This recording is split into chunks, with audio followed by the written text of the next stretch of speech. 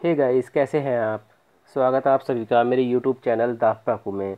तो फ्रेंड्स, आज हम लोग इस वीडियो में देखेंगे Uttarakhand mock test part 47।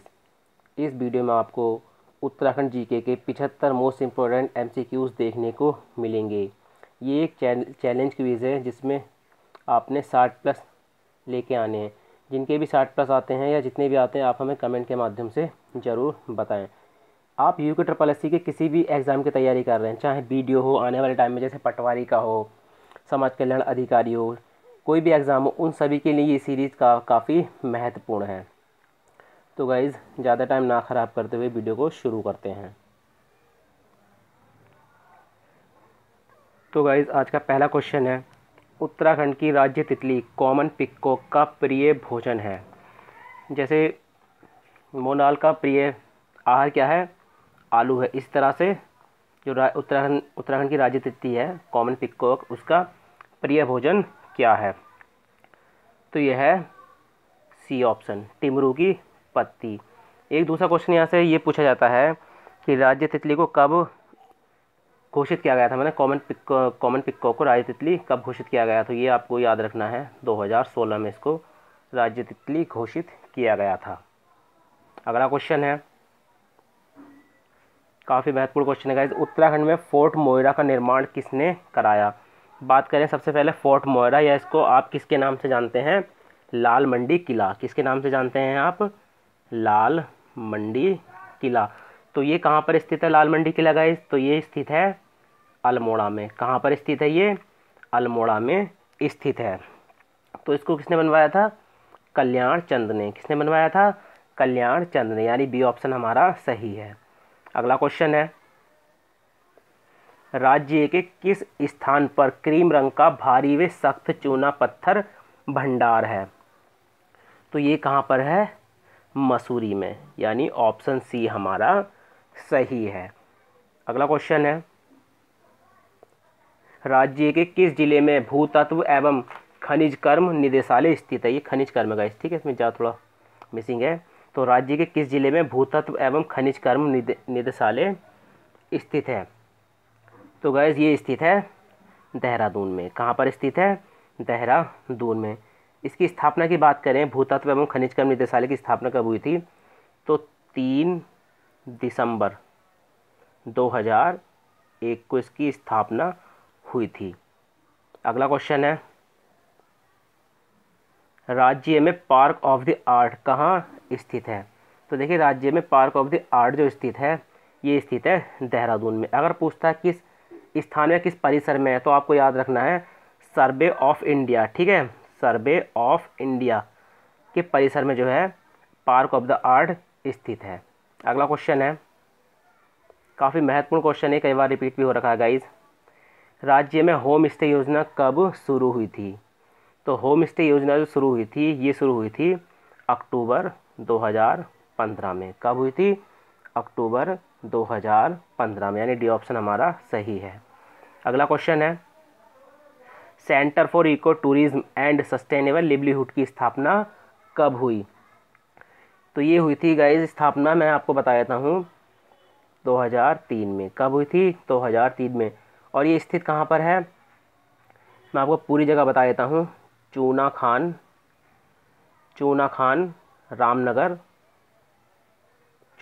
Ramnagar Nainital में जो है centre for eco tourism and sustainable livelihood स्थित है। अगला क्वेश्चन है, राज्य की सांस्कृतिक धरोहर का सूचीकरण किसके द्वारा किया जाता है। Very very most important question है गाइज।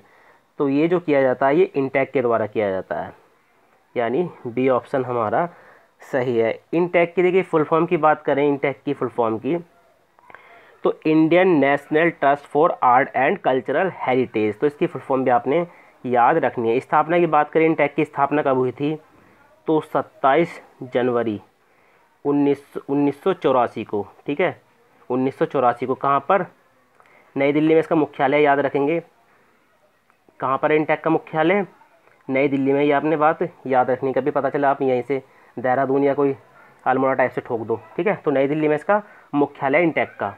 अगला क्वेश्चन है,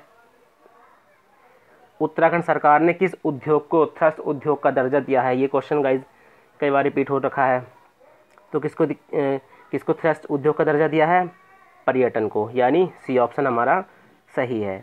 अगला क्वेश्चन है, उत्तराखंड पर्यटन विकास बोर्ड का गठन कब हुआ?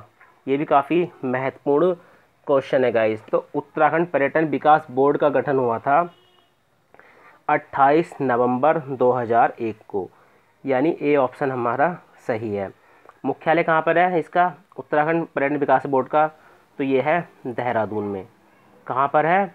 देहरादून में। ये देश का पहला पर्यटन विकास बोर्ड है जिसका गठन अधिनियम के तहत किया गया था।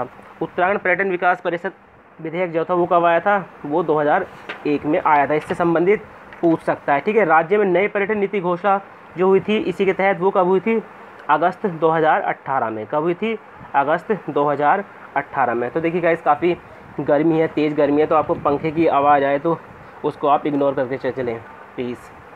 अगला है, बक्सी किसका प्राचीन नाम है? काफ़ी महत्वपूर्ण क्वेश्चन है। तो बक्सी किसका प्राचीन नाम है? तो यह है नानकमत्ता का, यानी ऑप्शन सी हमारा सही है। नानकमत्ता कहाँ पर स्थित है? उधम सिंह नगर में स्थित है। कहाँ पर स्थित है? उधम सिंह नगर में। अगला क्वेश्चन है, किसे धनुष तीर्थ के नाम से जाना जाता है? तो ये जाना जाता है गणेश प्रयाग को, यानी ए ऑप्शन हमारा सही है। अगला क्वेश्चन है, निम्नलिखित में से किसे भारत का एडिनबरा कहा जाता है? तो ये कहा जाता है मसूरी को या मंसूरी, ठीक है। मंसूरी या मसूरी, कोई इसको मंसूरी कहता है, कोई मसूरी कहता है गाइस, ठीक है। अगला है, किसे दून का ताज कहा जाता है? तो ये भी किसको कहा जाता है? मसूरी को कहा जाता है। अगला है, किसे मणिभद्रपुरी प्राचीन नाम से जाना जाता है? तो ये जाना जाता है माड़ा गांव को, ठीक है। माड़ा गांव को मणिभद्रपुरी प्राचीन नाम से जाना जाता है। माड़ा गांव की बात करें तो ये कहाँ पर है? चमोली में। काफ़ी बार पूछा भी गया है, कहाँ पर है ये? चमोली में स्थित है। अगला क्वेश्चन है, निम्नलिखित में से किसे मुक्ति प्रदावे भू बैकुंठ नाम से जाना जाता है? तो ये जाना जाता है बद्री का आश्रम को। किसको जाना जाता है? बद्री का आश्रम को। और क्या किस नाम से जाना जाता है? जैसे देखिए, नर नारायण हो गया, बद्रीवन, विशाला, योग सिद्धा, ये ठीक है, योग सिद्धा। अगला क्वेश्चन है, किसे योशी नाम से जाना जाता है? तो ये जाना जाता है जोशीमठ को। किसको जाना जाता है? जोशीमठ को। इसका देखिए प्राचीन नाम पूछा जाता है जोशीमठ का, ठीक है। तो आपने वो याद रखना थोड़ा सा, ज्योति मठ, ठीक है। ज्योति मठ जोशीमठ का प्राचीन नाम है, ये आपने याद रखना है। अगला है, निम्नलिखित में से किसका नाम संजीवनी शिखर है? तो संजीवनी शिखर किसका नाम है? तपोवन का, यानी ऑप्शन ए हमारा सही है। अगला क्वेश्चन है, किसे दूध का कटोरा उपनाम से जाना जाता है? तो ये जाना जाता है दूधा तोली को। किसको जाना जाता है दूध के कटोरे के नाम से? दूधा तोली को, यानी सी ऑप्शन हमारा सही है। अगला क्वेश्चन है, फूलों की घाटी को महाभारत के वन पर्व में किस नाम से संबोधित किया गया? देखिए ये महाभारत की बात कर रहा है गाइस, ठीक है। तो महाभारत के जो वन पर्व में है उसमें फूलों की घाटी को किस नाम से पुकारा गया है? इंद्र का उपवन। किस नाम से पुकारा गया है?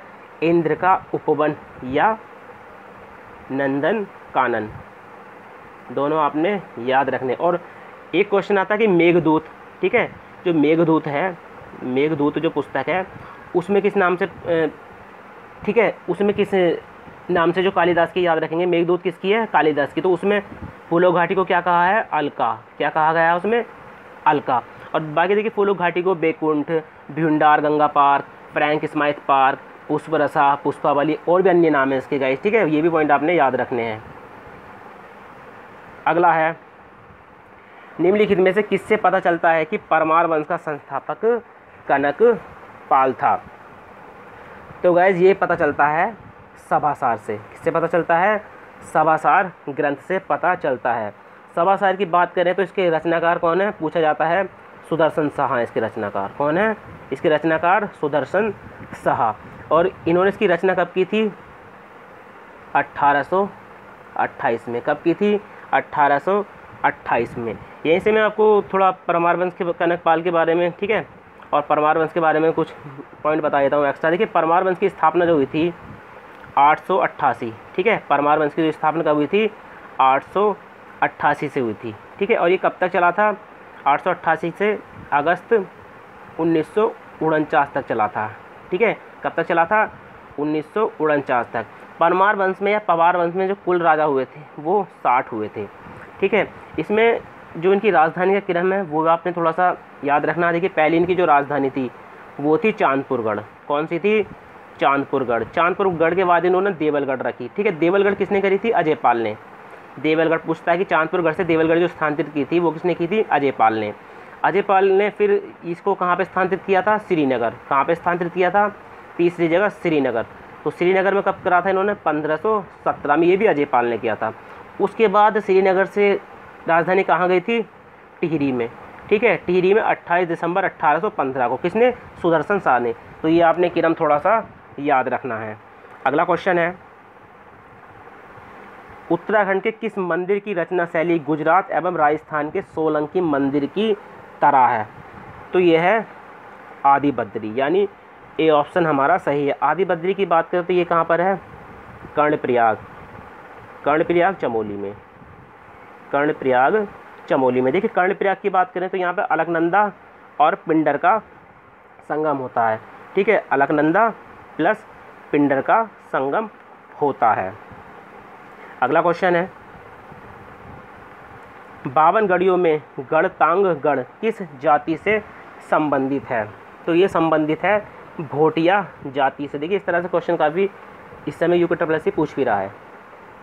अगला क्वेश्चन है, किस पुस्तक में अजयपाल की तुलना कृष्ण, युधिष्ठिर, भीम, कुबेर एवं इंद्र से की गई है? तो ये की गई है मानवदेव काव्य में। किसमें की गई है? मानवदेव में। और मानवदेव के देखिए लेखक कौन है पूछ लेता है तो कवि भरत हैं। कौन है? कवि भरत। अगला है, अजयपाल की तुलना किस शासक से की गई है? काफ़ी अच्छा क्वेश्चन है गाइज। तो देखिए अजयपाल की जो तुलना की गई है ये की गई है अशोक से। किससे की गई है? अशोक से। देखिए जिस प्रकार जो कलिंग युद्ध हुआ था, याद होगा आपको कलिंग युद्ध कब हुआ था? 261 ईसा पूर्व। याद रखेंगे ईसा पूर्व ना कि ईसवी, ठीक है। 261 ईसा पूर्व में हुआ, ठीक है।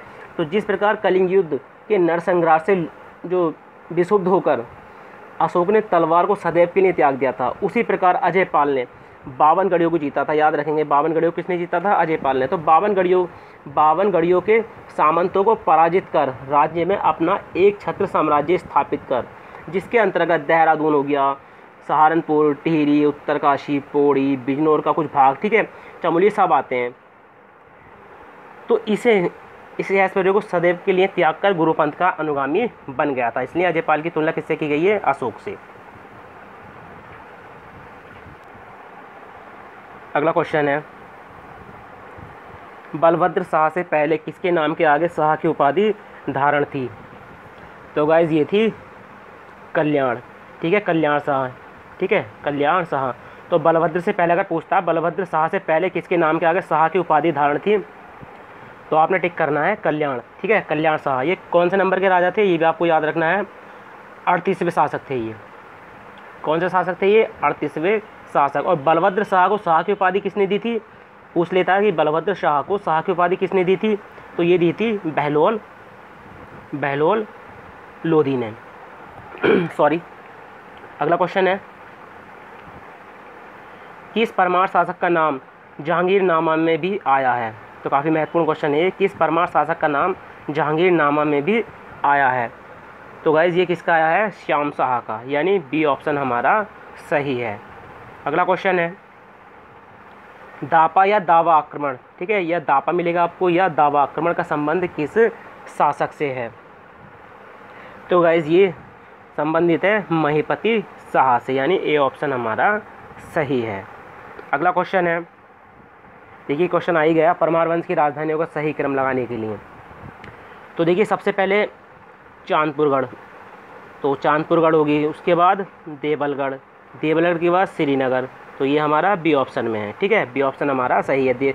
चांदपुरगढ़ से देवलगढ़, देवलगढ़ से श्रीनगर, श्रीनगर से टिहरी, ये सही क्रम है, ये आपने याद रखना है। अगला क्वेश्चन है, बैकेट के अनुसार कनकपाल के बाद गद्दी पर कौन बैठा था? तो बैकेट के अनुसार कनकपाल के बाद जो गद्दी पे बैठा था वो कौन बैठा था? श्यामपाल, यानी ए ऑप्शन हमारा सही है। अगला क्वेश्चन है, नीलगिरी किसका प्राचीन नाम है? काफ़ी महत्वपूर्ण क्वेश्चन है, पूछा भी गया है। नीलगिरी किसका प्राचीन नाम है? तो यह है बागेश्वर का। ठीक है, बागेश्वर के और क्या क्या नाम है? बागनाथ, वाकाई ईश्वर, बागेश्वर या व्याग्याश्वर। ठीक है, इस तरह से व्याघ्रेश्वर। अगला क्वेश्चन है, निम्नलिखित में से किसे उत्तर का वाराणसी कहा जाता है? ये भी काफ़ी महत्वपूर्ण क्वेश्चन है। तो ये भी किसको कहा जाता है? बागेश्वर को, यानी डी ऑप्शन हमारा सही है। अगला क्वेश्चन है, पिथौरागढ़ को किस उपनाम से जाना जाता है? तो देखिए, पिथौरागढ़ को किस उपनाम से जाना जाता है? तो ये जाना जाता है छोटा कश्मीर। किस नाम से जाना जाता है? छोटा कश्मीर। और क्वेश्चन आता है कि पिथौरागढ़ का प्राचीन नाम क्या है? पूछ लेता है पिथौरागढ़ का प्राचीन नाम क्या है? तो आपको क्या लगाना है? सोर क्षेत्र। ठीक है, क्या लगाना है? सोर क्षेत्र। ये पिथौरागढ़ का उपनाम की बात कर रहा है तो आपको छोटा कश्मीर लगाना है। अगर वो पूछता है पिथौरागढ़ का प्राचीन नाम क्या है, तो सोर क्षेत्र। अगला क्वेश्चन है, नैनीताल को किस उपनाम से जाना जाता है? तो देखिए, नैनीताल को जो जाना जाता है झील नगरी और सरोवर नगरी, यानी सरोवर नगरी दोनों नाम से जाना जाता है, यानी सी ऑप्शन हमारा सही है। अगला क्वेश्चन है, उत्तराखंड के किस शहर को रैमजी नगर नाम से जाना जाता है? तो ये जाना जाता है रामनगर को, रामनगर को। ठीक है, अगर पूछता है कि रामनगर का प्राचीन नाम क्या है, तो आप रामजी नगर, ठीक है, रामजी नगर टिक करेंगे। ठीक है गाइस। अगला क्वेश्चन है, कोटद्वार, कोटद्वार को किस प्राचीन नाम से जाना जाता है? तो देखिए, कोटद्वार को जो प्राचीन नाम से जाना जाता है वह कुटदरा। क्या है?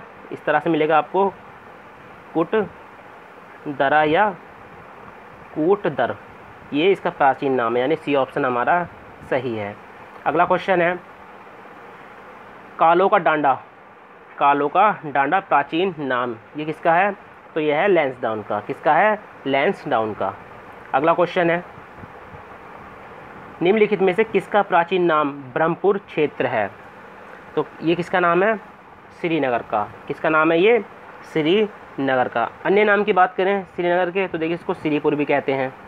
क्या कहते हैं इसको? श्रीपुर या श्री क्षेत्र भी कहते हैं। क्या कहते हैं इसको? श्री क्षेत्र भी कहते हैं। अगला क्वेश्चन है, बाड़ाहाट का संबंध है।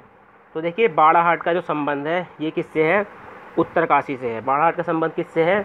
उत्तरकाशी से। एक क्वेश्चन आता है कि उत्तरकाशी का प्राचीन नाम क्या है? तो उत्तरकाशी का जो प्राचीन नाम है वो है सौम्य काशी। क्या है उत्तरकाशी का प्राचीन नाम? सौम्य काशी। और बाड़ाहाट का संबंध किससे है? उत्तरकाशी से है। अगला क्वेश्चन है, उत्तर का काशी उपनाम से जाना जाता है। तो ये किसको जाना जाता है? उत्तरकाशी को। अगला क्वेश्चन है, निम्नलिखित में से किसे संस्कृत नगरी के नाम से जाना जाता है? तो गाइस देखिए, संस्कृत नगरी से ऋषिकेश को भी जाना जाता है और हरिद्वार को भी जाना जाता है।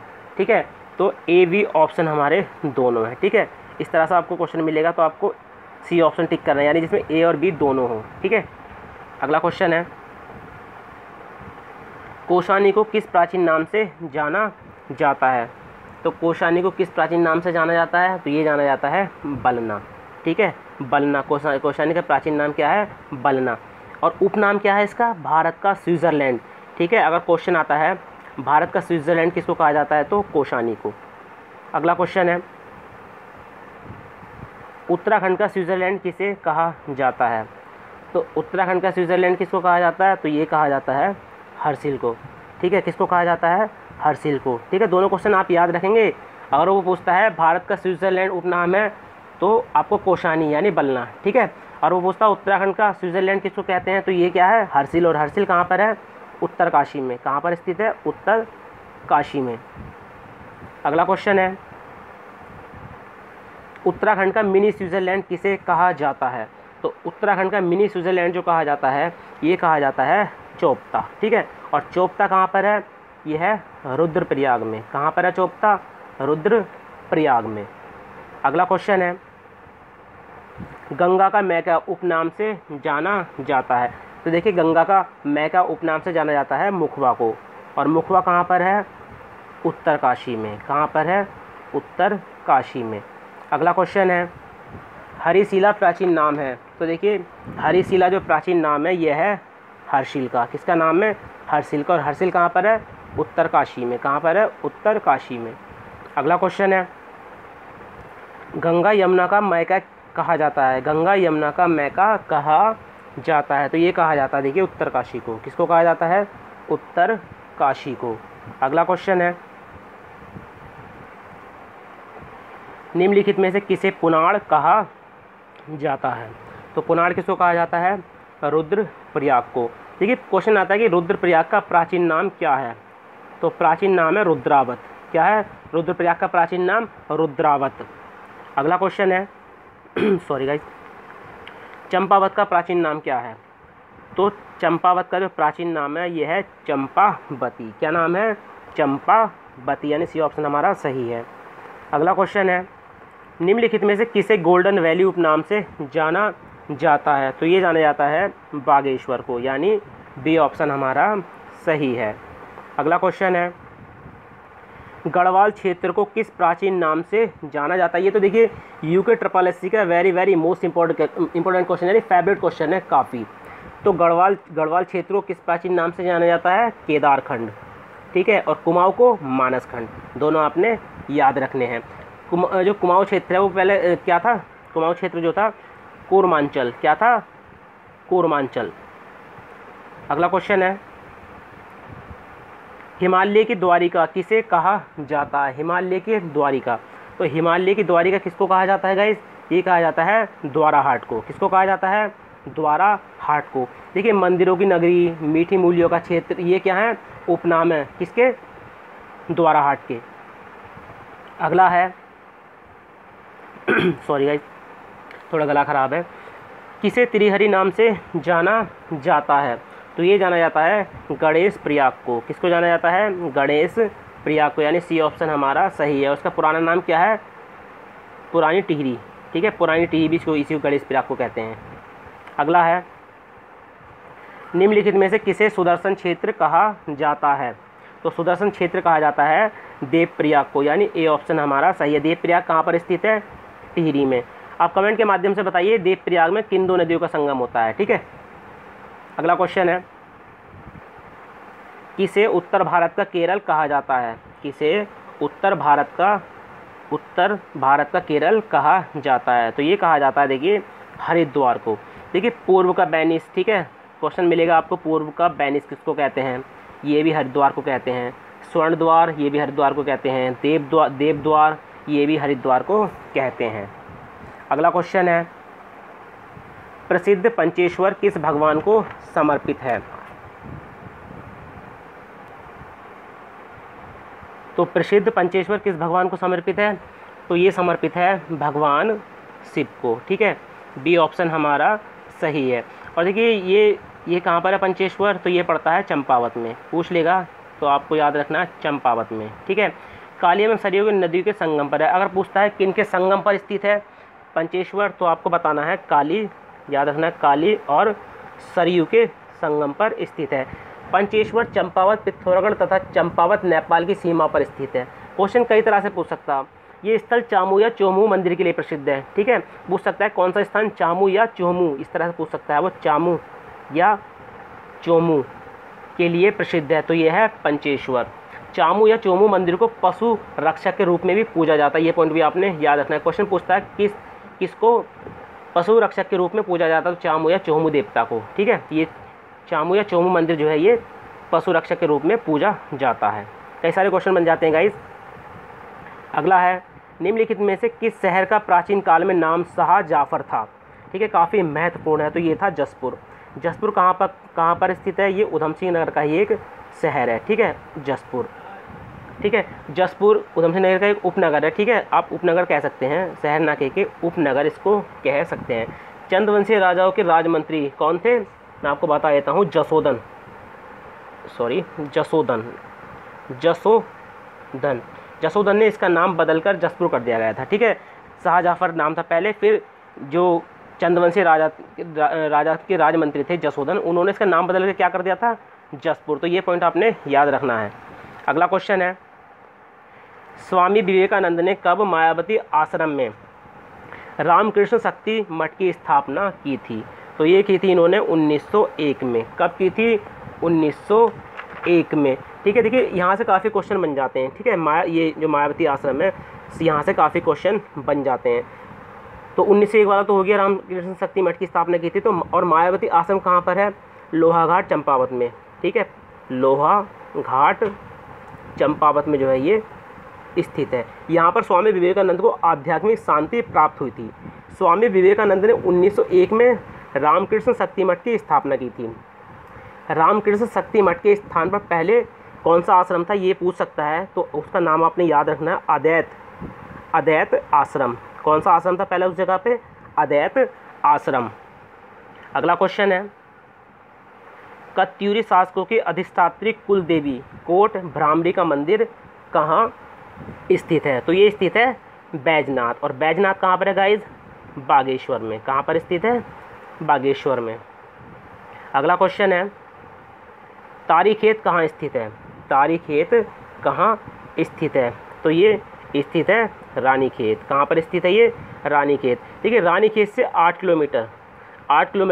किलोमीटर की दूरी पर स्थित है तारीखेत, ठीक है। और क्या? गांधी कुटी, गुलू, ठीक है। इस तरह से गुलू देवता के लिए भी प्रसिद्ध है, ठीक है। अगला क्वेश्चन है, अंग्रेजों द्वारा आधुनिक रानीखेत की स्थापना कब की गई थी? तो अंग्रेजों द्वारा आधुनिक रानीखेत की जो स्थापना की गई थी 1869 में की गई थी। कब की गई थी? 1869 में।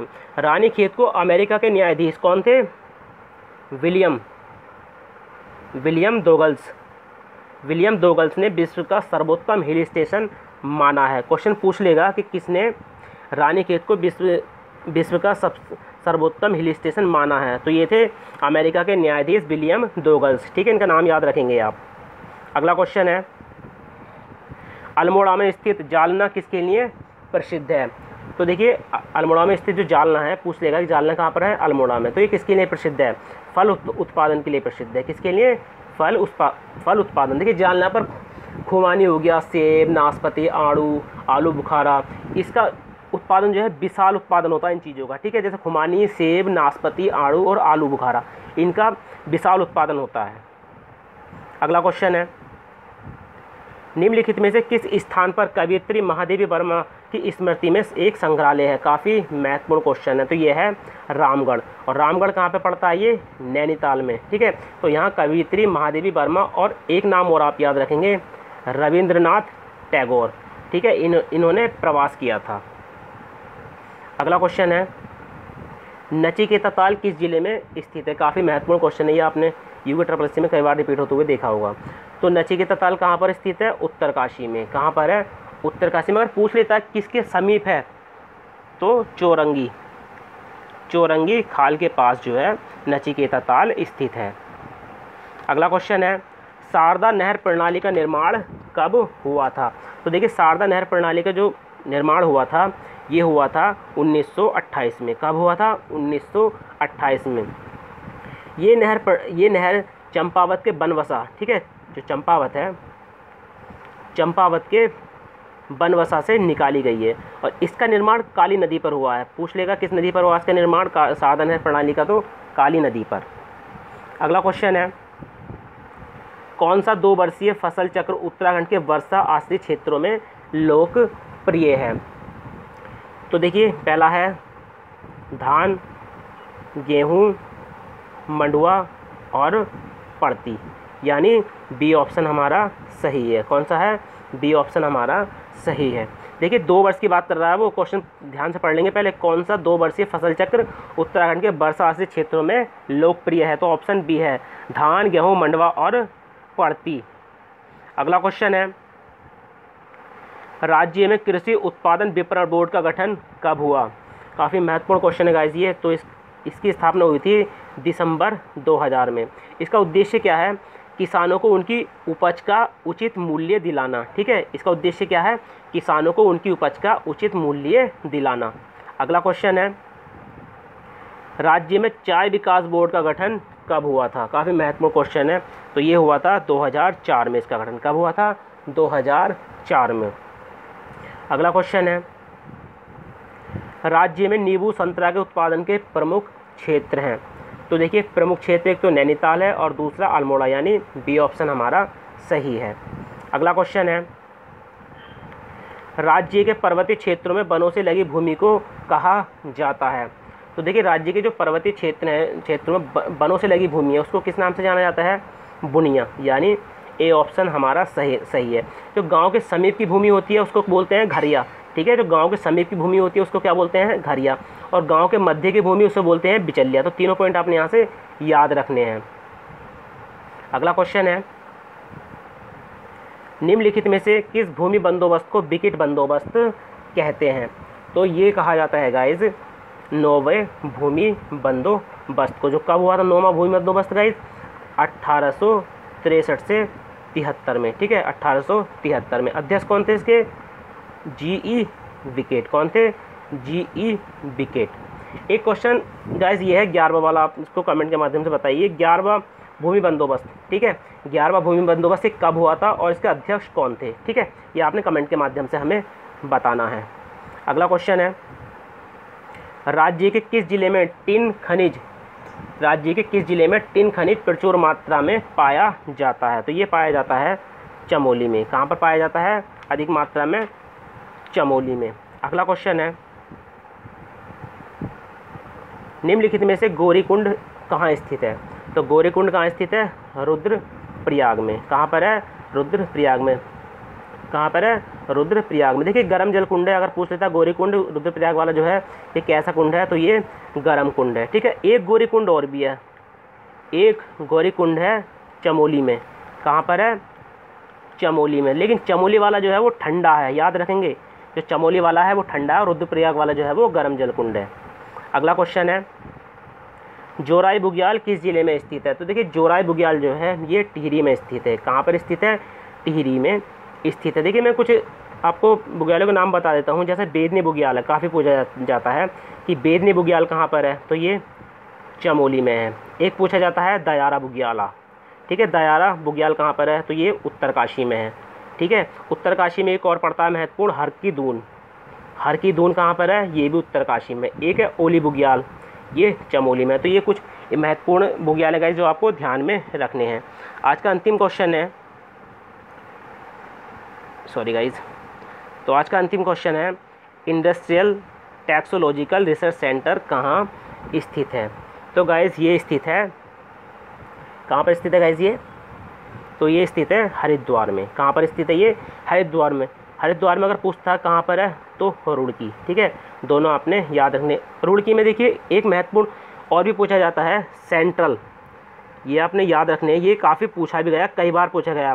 Central buildings research institute. ठीक है, रिसर्च इंस्टीट्यूट, ये भी रुड़की में है। एक और है स्ट्रक्चरल इंजीनियरिंग रिसर्च सेंटर, दोनों रुड़की में है। ठीक है, एक ये वाला सेंट्रल बिल्डिंग रिसर्च इंस्टीट्यूट और स्ट्रक्चरल इंजीनियरिंग रिसर्च सेंटर, तीनों रुड़की में पढ़ते हैं और काफ़ी महत्वपूर्ण है। सेंट्रल बिल्डिंग रिसर्च इंस्टीट्यूट वाला कम से कम 2 बार यूके SSSC ने रिपीट कर रखा है। तो गाइज़ ये थे आज के 75 मोस्ट इंपॉर्टेंट क्वेश्चन जो आपके आने वाले एग्जाम में आपकी काफ़ी मदद कर सकते हैं। गाइज़ अगर आपको किसी भी क्वेश्चन में डाउट है तो आप हमें कमेंट के माध्यम से ज़रूर पूछ सकते हैं। गाइज़ अगर आपको वीडियो 1% भी अच्छी लगती है तो वीडियो को आप फेसबुक, ट्विटर, व्हाट्सअप या जो भी आप सोशल साइट चलाते हैं उन पर आप वीडियो को ज़रूर शेयर करें।